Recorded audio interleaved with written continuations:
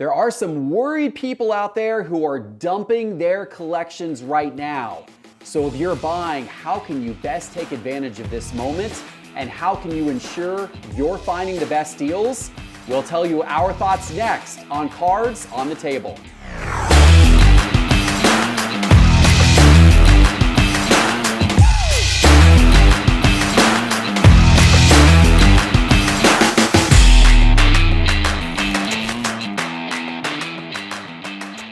Hello, sports card investors, and welcome back to another episode of Cards on the Table, our fast-paced talk show where we debate important topics around the world of sports cards. And joining me for some really good topics today, Teapot, welcome back to the program, sir. Thank you, sir. Looking for deals. Good to see you as always, and I know you're always looking for deals too, my friend Doug. Never stops. Never stops. Well, we're going to dive right into that conversation today. October has been, unfortunately, a down month for the sports card market. We've seen our SCI 500 index of the 500 most prominent sports cards dip downwards a fair amount. Again, it's down over 3% over the course of the last 30 days. It's unfortunate because the sports card market had stabilized for the most part over the summer, according to our data. But this last month hasn't been so good, and it has resulted in a number of collectors and investors out there selling off their cards. We're seeing a lot of selling going on right now, and that is causing some of these card prices to drop. But for those of you who are maybe a little more bullish on the long term in the sports card, hobby, or if you're just simply a collector and want to pick up some great cards for your personal collection at cheaper prices than they would have been 12 months ago or 24 months ago, then this could be a great moment for you. So that gets us into our first topic today. I want to talk about how you can find the best deals and how you can be a shark in these waters right now while people are dumping their collections. Doug, let's start with you. What are some ways that you look to find really good deals when you're buying cards? Sure. In times like this, one of the things that I commonly do is I kind of get off the mainstream selling platforms. The reason why is when people are selling in a down market, one of the things they want to do is try to avoid fees as much as possible. So something that I leverage a lot is our own Discord group, the Sports Card Investor Discord group. There's over 28,000 people in it, and a very popular channel is our fire sale channel. Several times a week, or maybe even nightly, we've got people hosting fire sales, and they're moving cards well below comps often. Usually, maybe they're running starting bids at $1, something along those lines. So that can be a really easy way to just accumulate a lot of inventory over the course of a week or a couple of nights, something along those lines. And there's a lot of other Discord groups. I think Discord in general can be a nice place for that. I will look at live marketplaces. I just said I'll steer away from places that charge a lot of fees, but live marketplaces can be really good. Something like a Whatnot, for instance, just because it's so fast-paced, you don't have the opportunity for people to put their eyes over it over the course of a week, something along those lines. So when you have those really fast-paced auctions, that can sometimes lend itself to pretty good deals. You can sometimes scoop up good deals. Now, the key is you got to have access to the data. Of course, that's where Market Movers comes in and that type of thing. But you got to have the data there at your disposal, because if they do one of these 1-minute auctions on a card, be quick. You got to be quick. You got to understand what it's worth. But sometimes you can find cards on there that are selling for well below recent comps. 100%. Yeah, absolutely. Those are some good suggestions indeed. Teapot, how about you from your perspective? Yeah, you can try to be a shark. You could also be a carp. Okay. Carpe diem. Okay. Take advantage, seize the moment. Dad jokes, I'm full of them. I would say the key here is to be patient. Be really patient, because I think cards that you don't typically see are coming out, but many of them. In the past, if you have a wish list, a watch list, certain things that just never show up, a lot of times you see it, you kind of feel that pressure, that FOMO to want to buy it. And in this case, we're seeing the same cards, rare cards, Pop 15 cards showing up multiple times, people moving some of these things. So I think being selective, be patient, and know that the more ubiquitous stuff is still going to be around, and you might be able to pick that up later. So that's kind of my mindset right now, is I'm looking for rare things, and if there's a good opportunity to buy, you guys hit on a lot of the different areas you can be looking for them, but knowing exactly what you're going after and being intentional in this period, I think is a really good strategy. Yeah, absolutely, 100%. And building on your point, Doug, about looking at some of the kind of off the main road pieces, places to potentially buy cards and collections, Facebook groups. Yep. a big one. There's a lot of buy-sell activity that takes place in Facebook groups, just like on Discord. There's a number of Facebook groups out there that do a lot of buy-sell. We actually did an episode on the Sports Card Investor YouTube channel. It's been a while now, maybe a year and a half, 2 years ago, where it was specifically about buying and selling in Facebook groups. It's an older episode, but it's still a good one. So if that interests you, search for that episode, search for buying and selling in Facebook groups on the Sports Card Investor channel. You'll get some good tips from that. Facebook Marketplace, in these sites, and even sometimes Craigslist and these types of sites that people can post classified ad type sites. They can post things they're selling to. What you'll often find there, I found, is you'll find people are just trying to sell a complete collection. I was going to say bulk is best for stuff like that. Yeah. Yeah, and if you're willing to take the time, and this is all about how much time you're willing to put in, but you can find some real deals if you're willing to buy somebody's entire collection and then break it down piece by piece, get things graded that deserve to be graded, sell pieces individually on popular marketplaces. There's a lot of money to be made in that type of activity, especially now if people are just looking to move on from their collection because they just want to get some cash and just, call it a day, which there are people out there right now that are doing that. This could be a real good opportunity for you to do those types of things. Like anything else, it takes some work, it takes some effort. Yeah. But if you're willing to put in the time, if you're willing to hunt around, there are some definite bargains and some quick flip opportunities for profit to be had right now. Word of mouth too is actually, I've heard that more and more from people that buy lots, is like, if you just know and have a network of friends who aren't into cards and you just say, hey, if you ever stumble across anybody who does have cards, somehow you find out and they want to sell, give them my information, you can pick it up that way. If you want to join our Discord group, go to our website and click on the community tab to Discord and make sure they join there too. There you go. Perfect. Totally free to join our Discord group. Do that. Guys, we're going to jump to the second topic today. This ties into your data dive episode that you did on the Market Movers YouTube channel this past weekend. And the NBA season is now underway. Yeah. We're a little bit into the season here, and you're looking at different basketball cards that could go up this season. I know you dug into the data a little bit using the new Market Movers X. Yep. What were some of the things you found? What do you have your eye on? Yeah, so first of all, I looked at what cards went up the most last year in the first 6 weeks or so of the season. And it was a lot of players who didn't do much the rest of the year. So we saw a hype period. Guys who came out, maybe started out with minutes. Denny Avdija was a big one who went up a lot last year in the first 6 weeks. Some other guys, it was like 6 or 7 guys that were notable that went up more than 20% in that time frame. And their prices were definitely down by the end of the season. So one of the takeaways was sell the hype. Just watch those and don't get too excited about a guy that might be breaking out because it just might not continue. Obviously, if you're super high and you think he's going to keep doing it, maybe stick with it. The other thing I did was look at different groups of players, big key names, and how did they do throughout the season. And one of the ones that surprised me the most was Ja Morant, who had a fantastic season last year, a breakout season, frankly. He went into superstar status last year. And all the eyes were off of Zion last year because he was injured. And yet Ja's prices were down from the time the season started until the end. This was interesting. I mean, we know the market was down a lot during that time frame too. I think he was kind of in line with that, but I really expected to go, I really thought Ja was up during the season, and he was not. He's one of the guys for me that, of the bigger names going into this upcoming season, I was like, to me, he's already established that he's incredible. Knock on wood, as long as he can stay healthy, I think he's going to be one of the guys that carries the torch forward in the NBA. So I'm really excited about Ja this season. But, you can always go to price movements, and that's what I've pulled up here just to look at this and see. Now we're like a week, 2 weeks into the NBA season.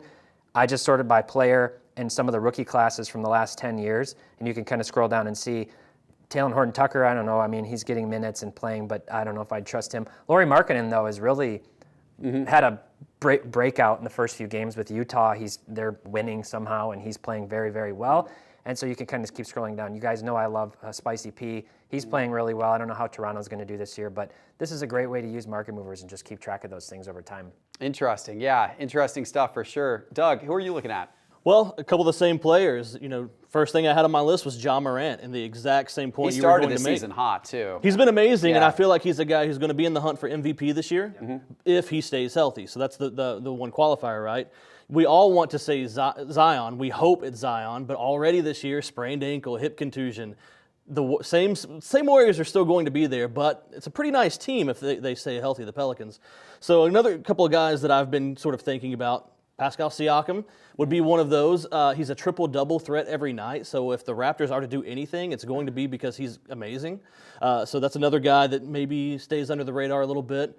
I'm also looking at a couple of guys that were really good in the COVID bubble. So I'm talking about Jamal Murray, back from injury, missed all of last season. He was the last time incredible, we saw him, he was amazing. Yeah. Now he's paired up with Jokic, so we've got a serious team with the Nuggets there. Little bias, maybe. Little bias, just saying. Wait, it gets worse. The bias gets worse. I'm going to talk about John Wall and the Clippers. I'm going to talk about Keldon Johnson carrying the Spurs. Yeah, we can go all kinds of former Wildcats all day long. I'll also talk about Donovan Mitchell a little bit.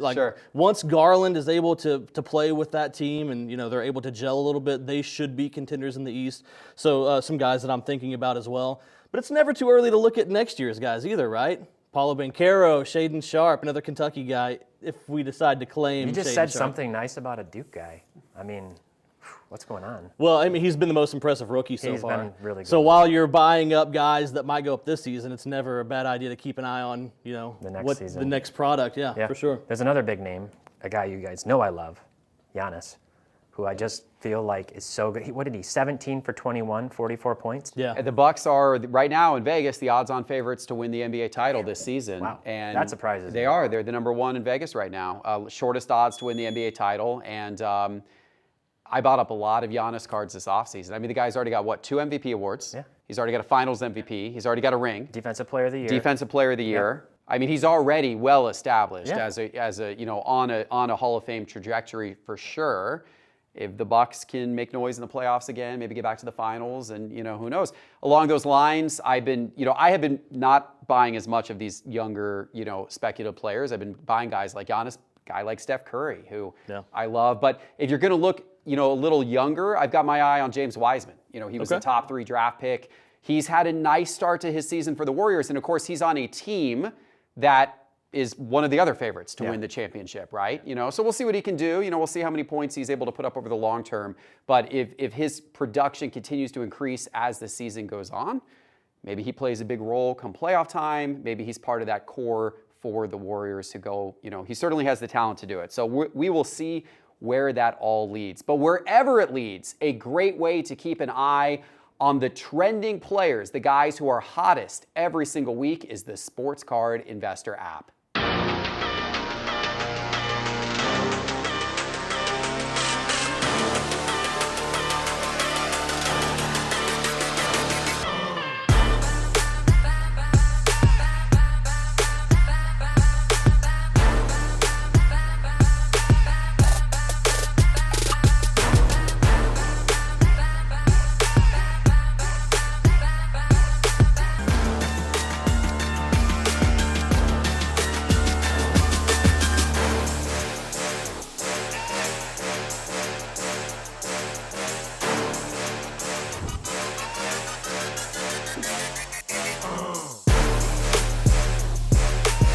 That Sports Card Investor app is totally free. Go get it in the App Store right now. Just search for Sports Card Investor in the App Store. Or if you already have it on your phone, open it and see who is trending right now. All right, guys, let's get to our first mailbag topic. And every week we ask you, the audience, to please suggest topics for this show. So go right down to the YouTube comments and let us know a topic you want us to discuss next week. One of those topics in our mailbag is around the NFL stars. Which NFL stars should we be worried about right now? There's been some stars that there was a lot of high hopes and a lot of high expectations coming into this season. Not all of them have lived up. In fact, a lot of them have kind of fallen short of expectation. We've seen some card prices drop as a result. Who are you most worried about? Whose cards do you not want to be holding right now in terms of NFL stars, Doug? I'm going to say the same thing I said a couple of months ago on this show, and I'm worried about all of them. Okay. We talked about, looking forward to the season, who we liked, and I mentioned how scared I was of NFL prospecting for guys that aren't completely proven.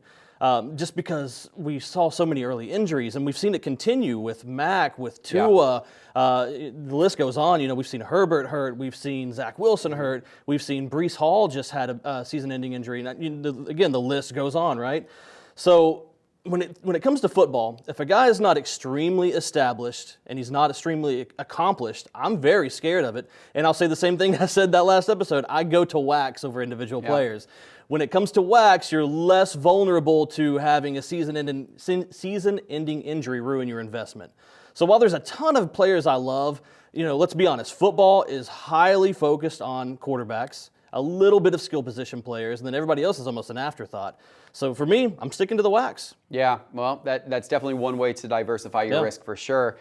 I think I know where you're going to go with this question, Teapot. I think this is a little I told you so from some earlier data dives. I think I know where you're going. Yeah, look, I mean, I don't bet 1,000, but I would have bet Vegas money on a short on Mac Jones last year that he just didn't do anything to impress me. I watched several of those games last year.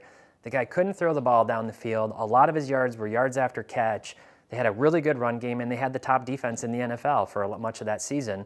I made the comparison to Matt Castle, and people got all sorts of cranky in the comments about this 10 months ago when I did it. And, I got so many Instagram DMs from Patriot fans and all these people. Just because it's Bill Belichick, I mean, I think we know by now, Brady was the more important of those two. He really was. And it's not working out for Mac Jones investors, collectors, Patriots fans, anybody who's got a vested interest in him. It's just not. The other one I would say that I'm a little bit worried about is Aaron Rodgers. Yeah. And the reason I'm worried about Aaron Rodgers is Aaron Rodgers' entire legacy was predicated on him having the highest passer rating in history and winning championships and doing things that drove me crazy as a Lions fan, torturing me for years. He's sort of kind of going by way of KD, not for the same reasons, but not everybody likes him. And then all of a sudden it's like, he's terrible. His career numbers are going to go down. It's like that MLB player who stays around too long and sees their WAR go in reverse. I'm worried about Aaron Rodgers' values long-term too a little bit. I'll tell you who I am actually happy from a card investing standpoint is off to just a really slow start, and maybe at the end, Tom Brady, because his cards are dropping in price, and to me, there is a big Tom Brady buying opportunity coming up around the corner, because it doesn't matter what happens this season, doesn't matter if he retires after the season or strings it out one more, it doesn't matter if that's a bad season. None of that's going to matter when you look back at his career 5, 10, 15, 20, 30 years from now. All that's going to matter is this guy's got the most rings of all time, most successful quarterback of all time. So if his stuff continues to dip, because the Bucks are just really having an awful season. Back-to-back losses to the Panthers and the Steelers. I mean, goodness gracious. Not good. But, if that happens, that is fine by me. I have my eye on Tom Brady cards right now. All right, let's get into the second mailbag topic, guys. We are less than 1 month away, less than 30 days away from the World Cup. And this is the first time since the hobby has really heated up again that we have a World Cup, right? Of course, the last one we had was in 2018, and that was just before the hobby really started to gain momentum again. Here we are in 2022. The hobby still has a lot of momentum despite some recent price declines. So who do we have our eyes on for the World Cup? Are there soccer cards we should be buying right now? Who do you have your eye on, Teapot? Yeah, I love World Cup. It's my favorite sporting event. Soccer is not my favorite sport, but this is my bar none favorite sporting event. There's going to be the usual names, and you look at Vegas odds to win. The Brazilians, you're going to have Neymar, you're going to have Vinicius Jr., you're going to have you can go down the Mbappe path, and I'm high on him in France. I'm going to go on a few others. I think Belgium is sneaky. They always have a good roster, a good squad that people think they can do something, and then they kind of let down at the end. But they've got Kevin De Bruyne, they've got Lukaku, they've got Thibaut Courtois, they've got pieces, the Hazards, they've got these guys that they could make a run, they could make a real run. Another guy that I'd be looking at is Robert Lewandowski. Poland is a long shot, but if they make it out of the group stage, I think they do have Argentina and Mexico in that group. It's tough, it's going to be tough for them to get out. But if he's still lighting it up and scoring for them and they get out, he could get some more eyes on him. The last one I would say is Alphonso Davies, Canada. Cinderella story, making it into the World Cup, playing better than the U.S., and Alphonso Davies is a big part of that. I think he could be another guy that gets a spotlight on him. Are you worried about the U.S. men's national team? Yeah. I'm worried. I am worried. The games leading up to the World Cup have not exactly been very promising for what we might be able to do. Do you think the U.S. makes it into the knockout stage? I do. I think they will make it. You think we'll make it somehow? Yeah, I do. I think they'll make it through, but I hope am worried so. about them. I was buying a lot of U.S. men's national team stars. Now, I am happy you're starting to see the commercials featuring some of these guys on ESPN and that type of thing. And of course, you're going to see more of that as the World Cup approaches. But I have tried to diversify. I bought some of the other guys as well. Doug, you're quite into soccer. Yeah. You follow a lot of these guys. I know you bet on a lot of the soccer games. Often very good betting picks over here for soccer games. Who do you have your eye on? So just like Teapot said, it's actually my second favorite sporting event is World Cup. Okay. Behind the NCAA tournament, World Cup is the best, right? So very similar thought processes. Look at who the favorite teams are because you want, whoever you're investing in, you want them to make it further in the tournament. Exposure. You want to look at forwards, you want to look at midfielders, you want to look at guys that are going to put up goals, maybe threats to have Golden Boot awards, things along those lines. So Brazil being the favorite, I love Vinicius Jr. Yep. He just won Champions League. Now they're favorites to win the World Cup. So Vinicius Jr. is a great one. Looking at France, I love Karim Benzema. I mean, he's just won Ballon d'Or. He's won Champions League, I want to say 5 times. He's won a World Cup. He's a guy that if France goes very far, could be in contention for Golden Boot, and he's already so accomplished. I love Benzema. England, they've got some young stars. Jude Bellingham, Bukayo Saka. I don't have to tell you about Saka. He plays for Arsenal. There you go. There you go, of course. Extremely in form right now. You got Kane, you got Sancho, you got Foden on that team. There's a lot of big names on the English team, and they're 4th in the World Cup odds. You've got I think Brazil's the favorite. You got France second. You've got Argentina third. Of course, you got the legend there, Messi, and then you've got England 4th. So they got a shot. And they're very very fan friendly team over there. Keep in mind the Spain young stars as well, Gavi and Pedri both. Back-to-back Golden Boy winners, back-to-back Copa Award winners. So there's a lot going on there. Look at Germany, a guy like Jamal Musiala. Canada, Jonathan David. And then whoever ends up being the number 9 for the U.S. will probably gain popularity very fast, whether it's Pepe or Pifak or whoever it is. We don't know yet, but whoever gets that role, if they're successful, we'll see a big jump. It's going to be exciting to watch, less than 30 days away. Hopefully the soccer card market is hot in November, December. We'll see what it looks like. But we know for sure that you guys can stay tuned here. We're going to have great coverage of that and all of the various sports, everything happening in the world of sports cards.